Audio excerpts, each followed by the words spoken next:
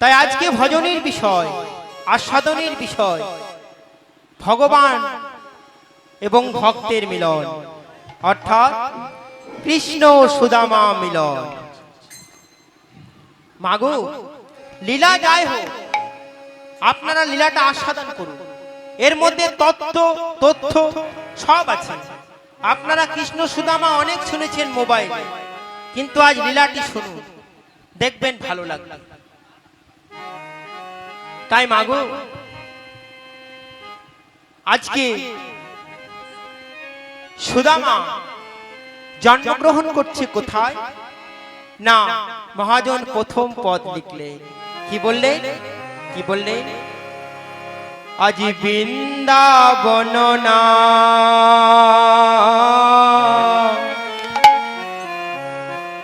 বিদর্ভ গ্রাম, ব্রাহ্মণ মোটকের গৃহে বৃন্দাবন না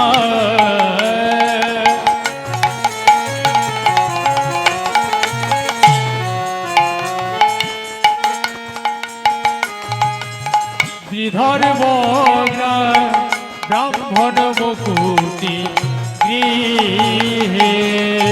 কি বললাম? বৃন্দাবন নাম বিদর্ভ গ্রাম। আপনাদের যেমন এটা মহুদা গ্রাম, তাই তো? জেলা কি? পুরুলিয়া, তাই তো? আর থানা কোথায়? নিতুড়িয়া। তাহলে পুরুলিয়া জেলার অন্তর্গত নিতুড়িয়া থানা, তার মধ্যে গ্রাম যার নাম মহুদা গ্রাম, তাই তো? সেরকম বৃন্দাবনের মধ্যে অন্তর্গত যার নাম হচ্ছে বাবা বিদর্ভ গ্রাম। তাই কি বলছে? আজ বৃন্দাবন না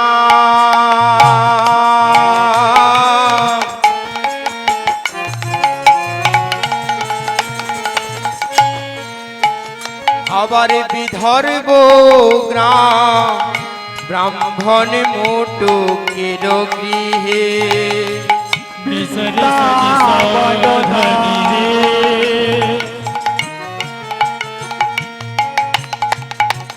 রে গম পম গে রে গম পনি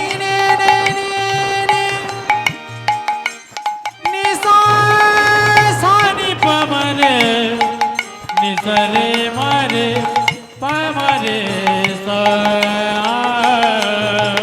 বৃন্দাবন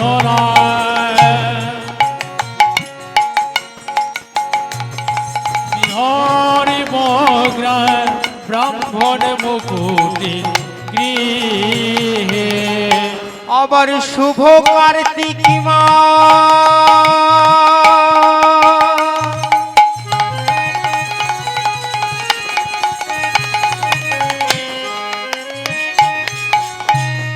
আবার উত্থান একাদশী, শুভ কার্তিক মা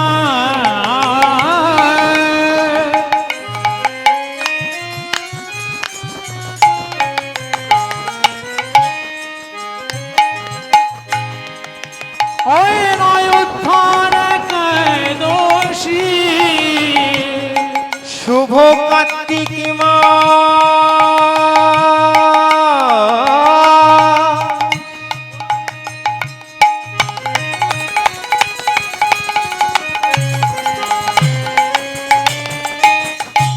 আবার উত্থান একাদশী, ওই না শুভ কার্তিক মা উত্থান একাদশী, জনমিল সুদামা, জনমিল সুদামা। উলুধ্বনি শুভ কার্তিক মা উত্থান একাদশী, জনমিল সুদামা, জনমিল সুদামা। সুদামায় আসি জন্ম নিল, ওই না সুদামায় আসি জন্ম নিল সুদামায় আসি জন্ম নিল সুদামায় আসি জন্ম নিল বৃন্দাবনের মাটি ধন্য হলো সুদামায় আসি জন্ম নিল বৃন্দাবনের মাটি ধন্য হলো সুদামায় আসি জন্ম নিল। ওমা সুদামা কোথায় জন্মগ্রহণ করলেন গো? কোথায় করলেন জন্মগ্রহণ? বৃন্দাবনে বিদর্ভ গ্রামে। পিতার নাম হলো বাবা মটুক ব্রাহ্মণ। কি নাম? মটুক ব্রাহ্মণ। তা কেমন তিথিতে জন্মগ্রহণ করলেন জানেন? কি বললেন? বললে শুভ কার্তিক মাস। এই যে বাবা কার্তিক মাসটি আছে না, এটি বড় উন্নত মাস। এই মাসটিকে বাবা অনেকে বলে দামোদর মাস। এই মাসে ভগবান কি দীপ দান করা হয়, হয় না? আবার এই মাসে দেখবেন কি হয় না, সকালবেলায় দেখবেন বৈষ্ণবীরা প্রভাতী দেয়, যারা বৈষ্ণব হয়, অর্থাৎ গ্রামে গ্রামে হরি নাম দেয় কার্তিক মাসে। সেই মাসে সুদামা জন্মগ্রহণ করলো। শুধু তাই নয় মা, তাই নয়, এর থেকে উত্তম হচ্ছে বাবা আবার উত্থান একাদশী। উত্থান একাদশী, এই উত্থান একাদশীর দিনে সুদামা জন্মগ্রহণ। ও মা, একাদশী করেন নাকি? কতজন করেন হাত তুলুন। অনেকে একাদশী করে। তামা একাদশী করার নিয়ম কি? হ্যাঁ, একাদশী করার নিয়ম জানেন তো? জানেন? আপনারা কেমন একাদশী করেন আমি তো জানি না, কিন্তু আমাদের আসানসোল ওই সাইডে একজন মা আবার নতুন ভক্ত হয়েছে একাদশী করার জন্য। তা আমার বাবা প্রতিদিন গান বাজনা থাকে। আমি সেই ভোর 3টের সময় বাড়ি যাই, সামনে গান থাকলে আমার নিজের গাড়ি আছে, তা নেমে পড়ে পরদিন সকালে একাদশী। সকালে আমি যেই না গেটটি খুলেছি, দেখছি মা আমার গালে হেলান দিয়ে বাংলা 5-এর মতো মুখটা করে বসে আছে। আমি বললাম, ও মা কি হলো? বলে, আর বলো না, আজ আমার একাদশী। তা বললাম, ঠিক আছে একাদশী আছে তো অমন বাংলা 5-এর মতো মুখটা করার কি দরকার? বলছি, তুমি জানো না একাদশীতে কিছু খেতে নেই। ও মা, আমি তো বললাম আমি জানি না। তা কিছুক্ষণ পরে দেখছি ওনার স্বামী একটা ঝোলা নিয়ে আর সাইকেল নিয়ে যাচ্ছে। আমি বললাম, ও দাদু কোথায় যাবে? বলে, কেন বাজারে?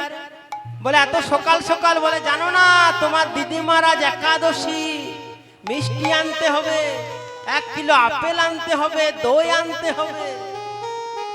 ও মা, ওই 1 কিলো আপেল খেয়ে 12টা লুচি মেরে আর মিষ্টি মেরে একাদশী হয় না গো। ওর নাম একাদশী নয়। যদি ওরকম একাদশী করেন তাহলে কাল থেকে বাদ দিন।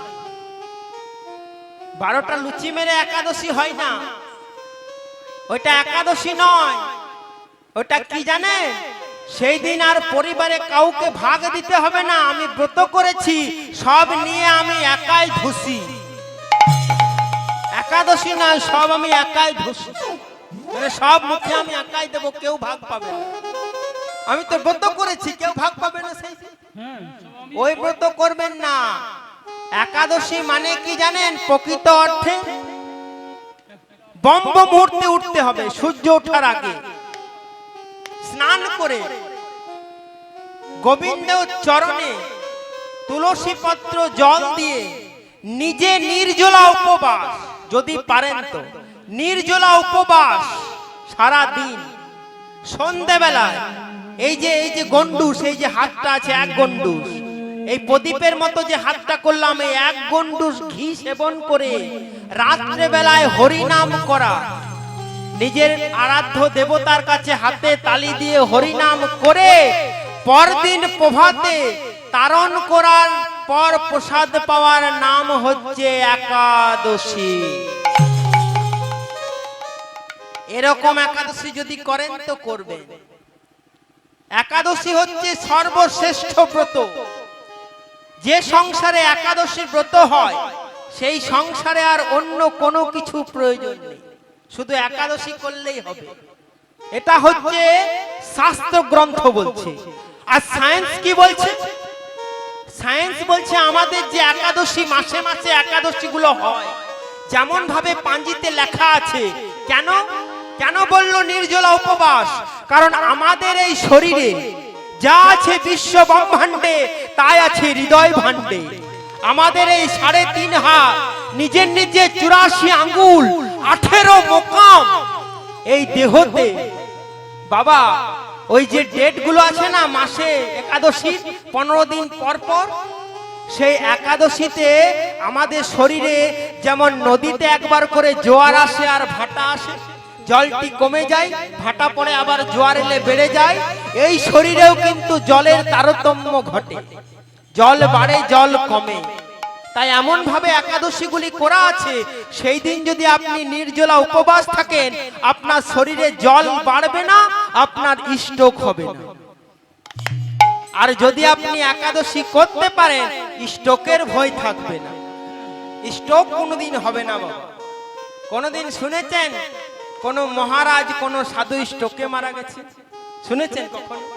এত বড় করোনা, আর কোনোদিন যেন এসো না, আর কখনো যেন হবে না, কৃপা করো ভগবান যেন কোনোদিন না আসে।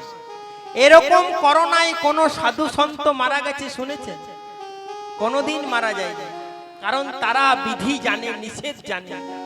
ওমা, যদি আপনি একাদশী করেন, শরীরে যে জলের পরিমাণ, ঘাটতির পরিমাণটা ঠিক হয়ে যাবে, আর আপনার কোনোদিন স্ট্রোকের ভয় থাকবে না। এটা সায়েন্স বলছে। তার জন্য সায়েন্সও বলে একাদশী করতে। একাদশীটা করবে। সেই উত্থান একাদশীতে আমার জন্মগ্রহণ করলেন কে? না সুদামা। তা ভক্ত সমাজে প্রশ্ন উঠতে পারে, কে এই সুদামা?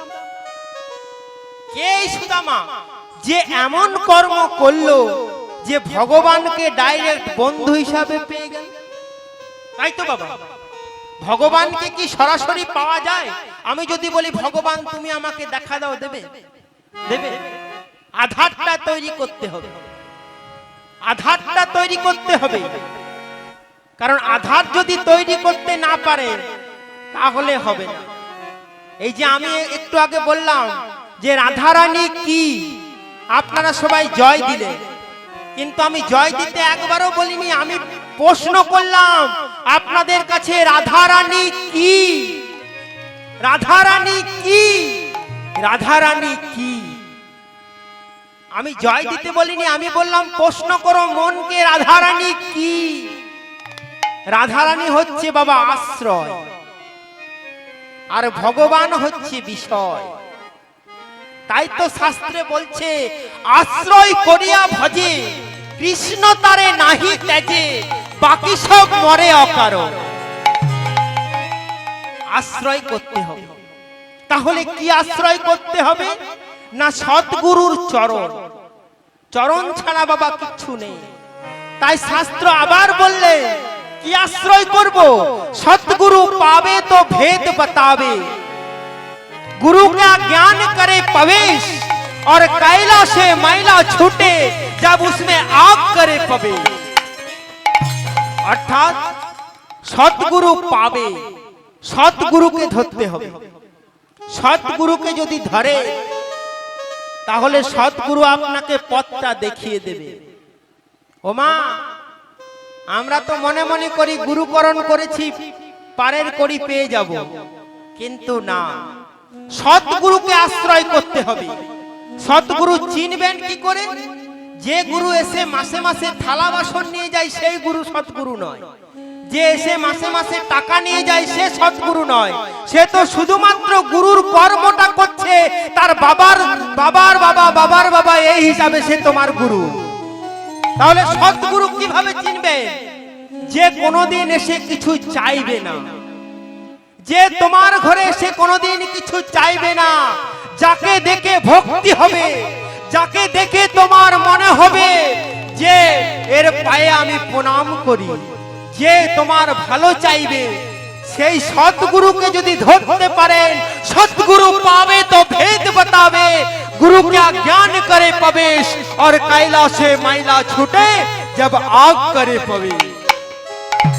সৎগুরুকে যদি ধরতে পারেন তাহলে আপনি ঠিক রাস্তা পেরে যাবেন। আর যদি বাবা এখনকার গুরুকে ধরতে পারেন তাহলে পরপারের রাস্তা তো ছাড়ুন, আপনি হাইওয়েটাই ভালো করে পাঠ করতে পারবেন না, তার আগেই হরিবোল হয়ে যাবে। হ্যাঁ, সৎগুরু ধরতে হবে। তাই তো বললাম আশ্রয় করিয়া ভজে কৃষ্ণ তারে নাহিতে যে। আশ্রয় করতে হবে সৎগুরুকে। সব থেকে বড় গুরু কে জানে? সব থেকে বড় গুরু হচ্ছে মার বাবা। প্রমাণ কি? শাস্ত্র বলল পিতা স্বর্গ পিতা ধর্ম। পিতা স্বর্গ, পিতা স্বর্গের সমান। পিতা ধর্ম, পিতাই হচ্ছে একমাত্র ধর্ম। আর জননী জন্মভূমিশ্চ স্বর্গাদপি গরীয়সী, অর্থাৎ জননীর মতো বড় কিন্তু কেউ নেই। এরা হচ্ছে প্রকৃত গুরু। হ্যাঁ বাবা, তার প্রমাণ দিয়ে গেছেন কে? তার প্রমাণ দিয়ে গেছেন গণেশ ঠাকুর। যখন বলেছিল না শিব ঠাকুর যে কে স্বর্গ পরিভ্রমণ করে তাড়াতাড়ি আমার কাছে আসতে পারে, তখন কার্তিক বাবা ময়ূরটি নিয়ে স্বর্গ পরিভ্রমণ করছে। আর গণেশ ঠাকুর, যার মধ্যে জ্ঞান আছে, চৈতন্য আছে, সৎগুরুর আশ্রয় আছে, সে কি করলো? তার মুশিক অর্থাৎ ইঁদুরটিকে নিয়ে বাবা মাকে প্রদক্ষিণ করে দাঁড়িয়ে গেল। কারণ বাবা মার মতো বড় গুরু, বড় তীর্থ জগতে নেই। প্রমাণ করে দেখিয়ে দিয়ে গেল যে বাবার চরণ তলে আছে গঙ্গা, বাবার চরণ তলে আছে যমুনা, বাবার চরণ তলে আছে বৃন্দাবন। আপনি মনে করুন বাবা মাকে ভালোবাসবেন না, দূর দূর করে তাড়িয়ে দেবেন আর প্রয়াগরাজ যাবেন ডুব দিতে, গঙ্গা আপনার পাপটা নেবে? হ্যাঁ, কিছুদিন আগে বাবা প্রয়াগরাজের পুরো গাড়ি যাচ্ছিল, এত গাড়ি যে উত্তরপ্রদেশ সরকার আটকাতে পারছিল না, লাইন দিয়ে গাড়ি। এত প্রয়াগরাজে যাচ্ছে সবাই, শুধু গাড়ি যাচ্ছে কি না পাপকে গিয়ে ধুবে গঙ্গায়। ও মা, আপনার পাপটা গঙ্গা নেবে? গঙ্গা পুত্র ভীষ্মর পাপটা গঙ্গা নিল না। ভীষ্মকে সরসজ্জায় মৃত্যুবরণ করতে হলো। কি করেছিল ভীষ্ম? না একটা সর্প পড়েছিল রাস্তায়, সেই সর্পটা ধনুকের ডগায় ছুঁড়ে দিয়েছিল, একটা কাঁটার গাছে সেই সর্পটি ঝুলেছিল, আর শত সহস্র কাঁটা তাকে দংশন করেছিল। তখন ওই সর্পটি বলেছিল, ভীষ্ম তুমি আমাকে যেমন করে যন্ত্রণা দিলে, তুমিও মৃত্যুর আগে সেইভাবে বিদ্ধ হয়ে হয়ে কষ্ট পেতে পেতে তোমাকেও মরতে হবে। ও মা, গঙ্গা পুত্র ভীষ্ম, মা গঙ্গার পুত্র ভীষ্ম, সে যখন পাপ থেকে ছাড়া পেল না, পাপ ছাড়ে না বাপকে, তাহলে আমি আপনি যদি মা বাবাকে খেতে না দিই, দূর দূর করে তাড়িয়ে দিই, আর গিয়ে প্রয়াগরাজ গঙ্গায় ডুব দিই, মা গঙ্গা পাপ সব নিয়ে নাও, গঙ্গা বলবে তোর পাপ তোর মাথাতেই থাক, আমার দরকার নেই। কি মা বলবেন? কি বাবা বলবেন? হ্যাঁ, অন্তত বাবা মা কি চাই জানে? বাবা মা চাই না ভালো দাও, ভালো ভালো খাবো, ভালো থাকবো, এই না। আমার ছেলে যেমন সুখে থাকে, আমি যদি শাক ভাতটিও পাই বাবা, যেন ছেলে আর আমার বৌমা যেন আমার সাথে থাকে, এটা বাবা মা চাই সংসারে, যেন ছেলে বাচ্চা নাতি নাতনিকে নিয়ে যেন আমি সুখে থাকি। কিন্তু কলিযুগে মা হয় না। যদি তিনটে ছেলে থাকে বলে আমার কি একাই বাবা মা? হ্যাঁ, 4 মাস করে ভাগ করে। হরি বল হরি বল। আজ তুমি যা করিছো হেতায়, আজ তুমি যা করিছো হেতায়, হিসাব হবে সেই খাতা, যা করিয়া গেলে এখানে হেতায়, যমরাজ লিখিল তোমার সেই বিচিত্র গুপ্তের খাতায়। হরি বল হরি বল। আমরা বুঝতে পারি না কিন্তু খাতা কিন্তু চলছে, অনবরত খাতা চলছে। আপনি কি করছেন না করছেন সব খাতায় লেখা হচ্ছে।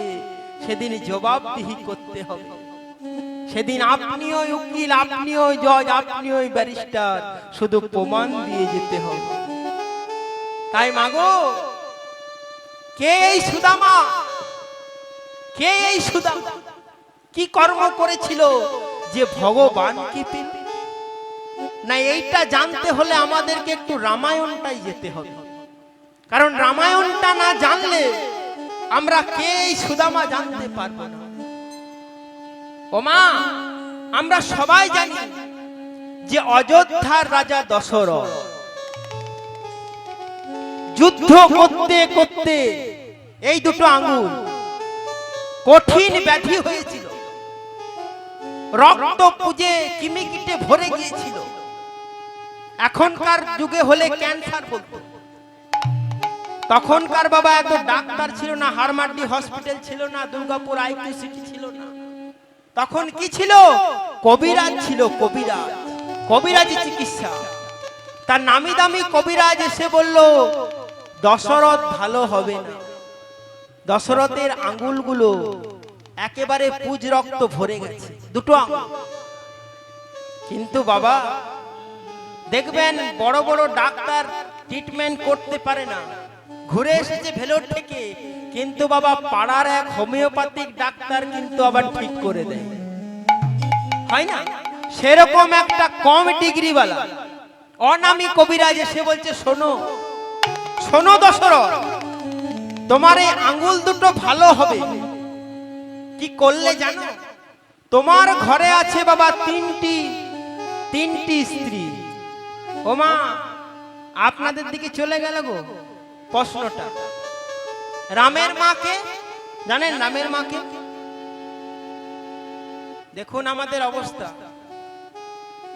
রামায়ণটাই ভালো করে জানি না, এই তো আমাদের সংস্কৃতি।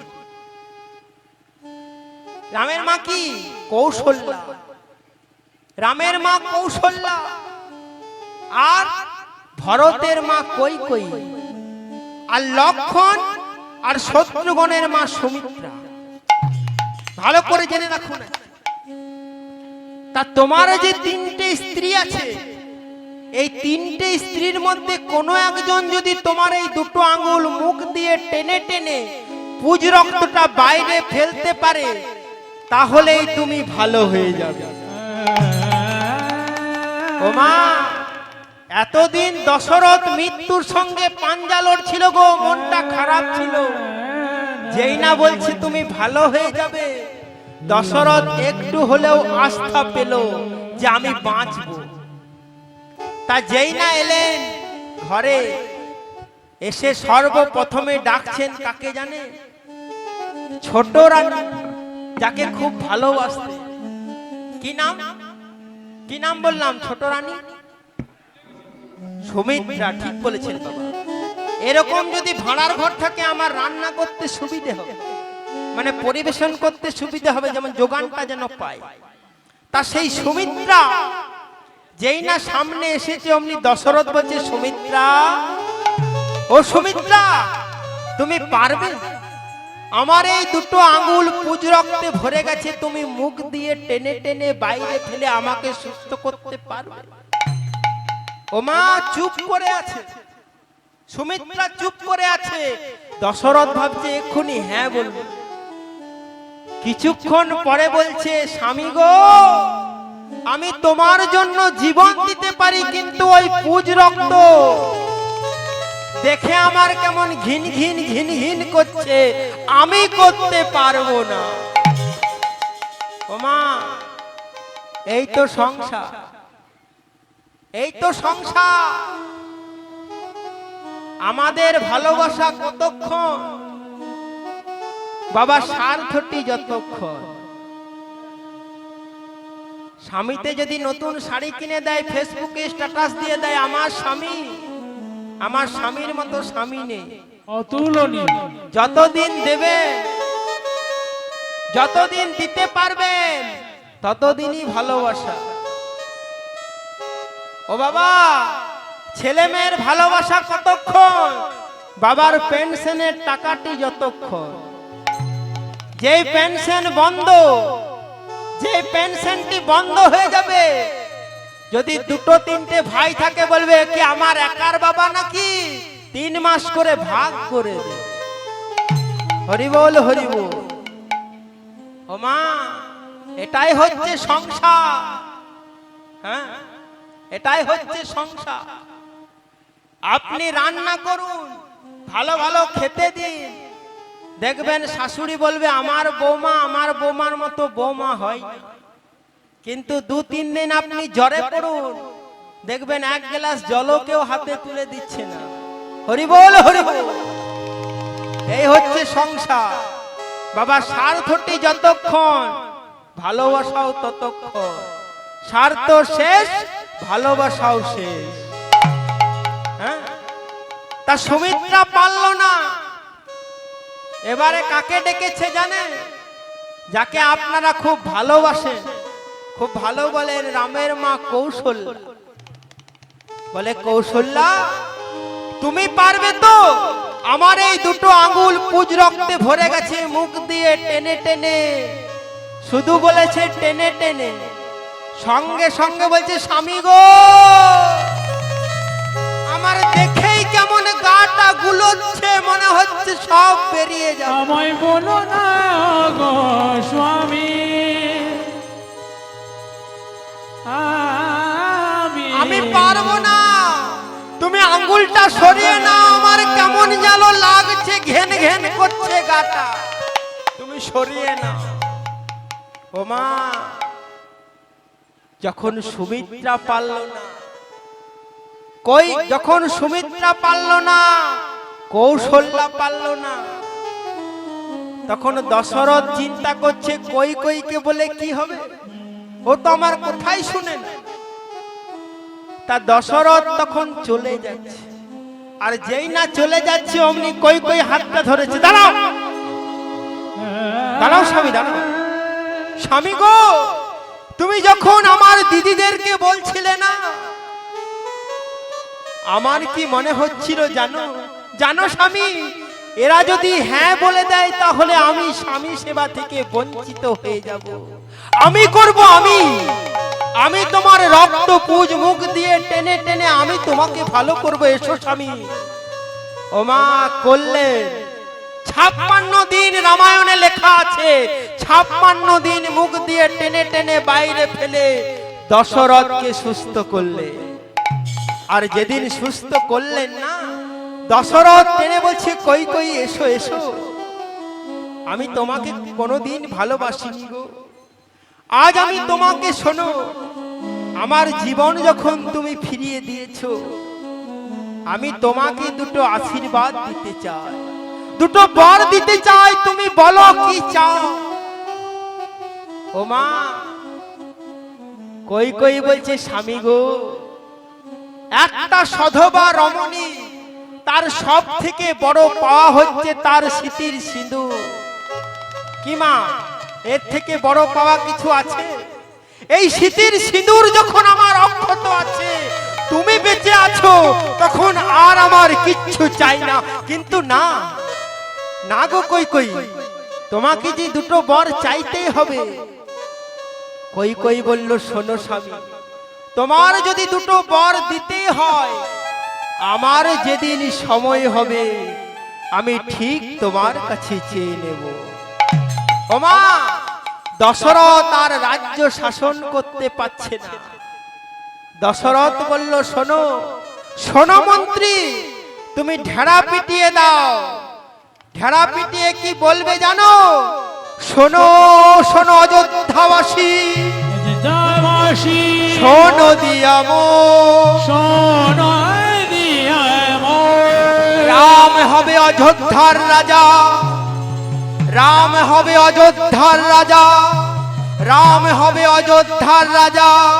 শোনো সর্বজন, শোনো সর্বজন, রাম হবে রাজা, শোনো আমার সর্ব